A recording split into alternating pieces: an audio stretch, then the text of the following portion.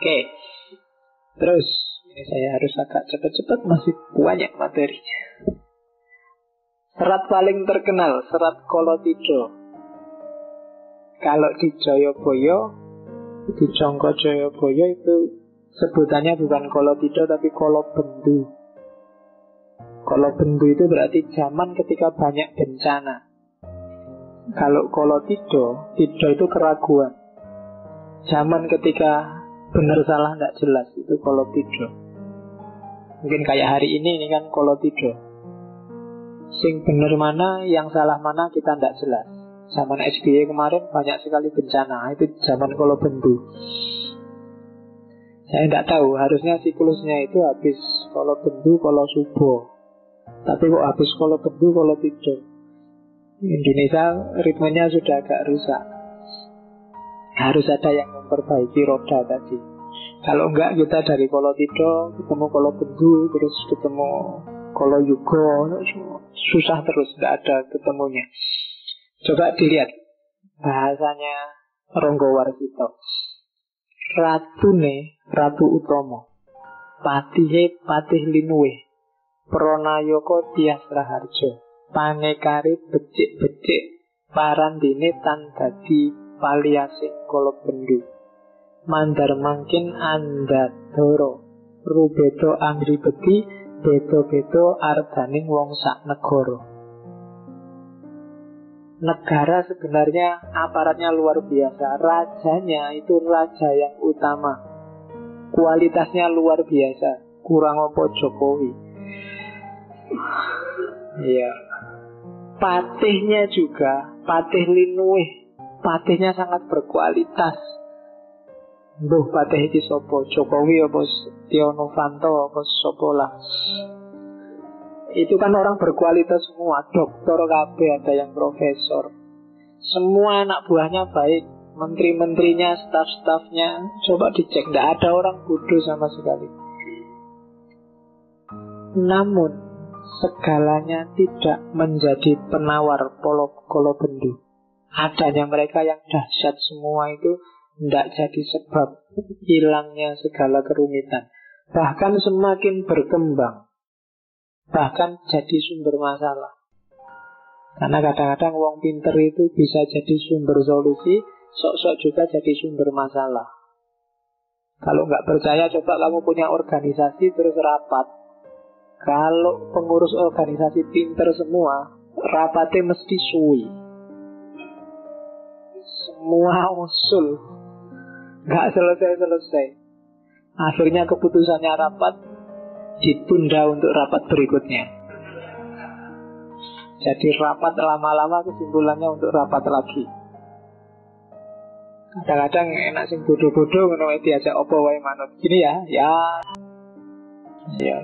pinter ki malah nyusai. Kerepotan makin menjadi lain orang, lain perilaku anggarannya. Yang mahasiswa punya anggarannya sendiri, yang dosen punya anggara murkanya sendiri, yang buruh punya anggara murkanya sendiri. Jadi kejahatan ada levelnya sendiri-sendiri. Kejahatan level menteri, kejahatan level ketua DPR, kejahatan level wapres, kejahatan level mahasiswa. Semua punya gaya sendiri untuk anggara murka. Itu zaman Kolotida. Dan ini yang bikin sumpek Ranggawarsita. Zaman dia, ketika dia tadi dipepet habis-habisan oleh Pakubuwono IX. Kata dia, amenangi zaman edan, ewuh hoyo ing pambudi. Melu edan nora tahan, yentan melu anglakoni, boya kaduman melik. Kaliren wekasanipun, dilalah karsa Allah, beja-bejane wong kang lali, luwih bejo kang eling lan waspada. Ini bait yang paling terkenal dari Ranggawarsita. Mengalami zaman edan memang serba repot. Ikut edan tidak sanggup. Kalau tidak ikut, tidak mendapat apapun juga. Bahkan bisa kelaparan. Namun sudah menjadi kehendak Tuhan. Betapapun untungnya, Bagaimanapun beruntung orang yang lupa, lebih beruntung orang yang senantiasa ingat dan waspada. Ini pujangga yang bisa kayak gini. Kalau kita agak susah. Kalau kita nggak korupsi karena nggak ada kesempatannya. Ya. Jadi Ronggo Warsito mengeluh. Zaman edan, kalau saya nggak ikut edan, nggak kebagian apa-apa. Tapi kalau saya ikut edan, nggak tahan aku.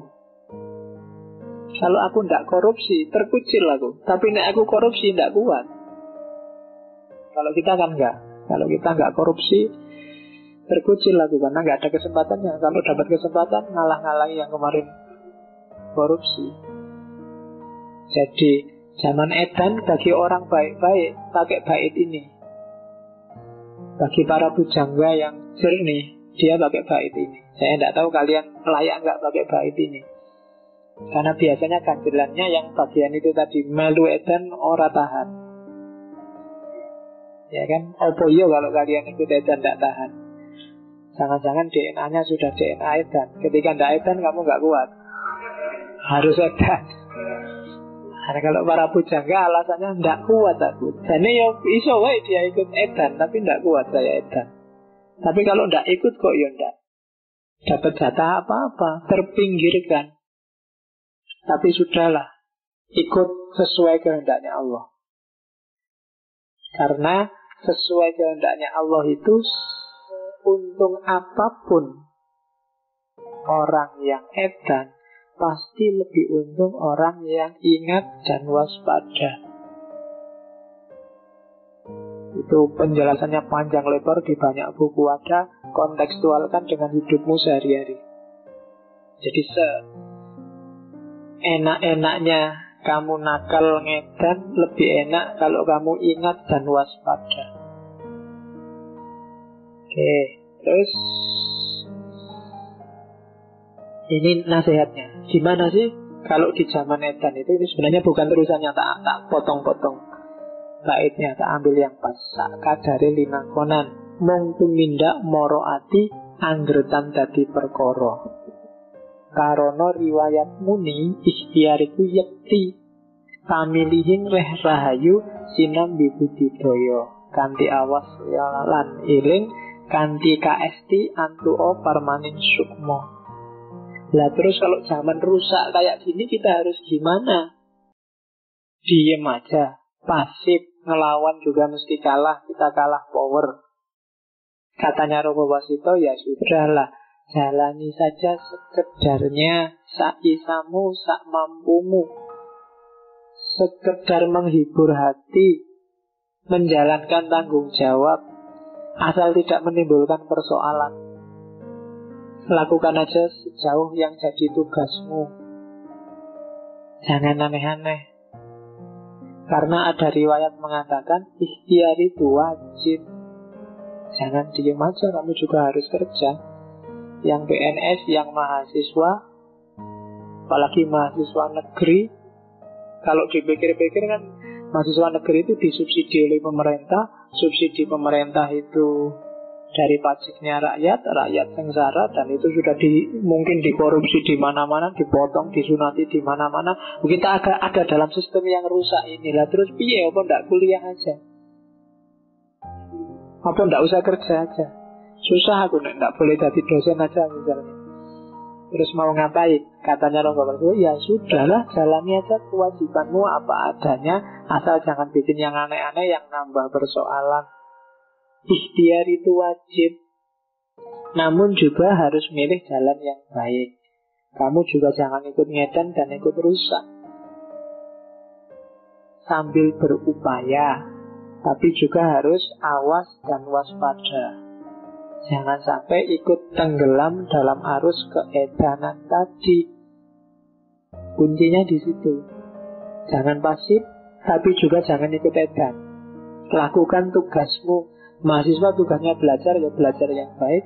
Yang dosen ngajar sesuai kapasitasnya. Jangan ikut-ikutan edan.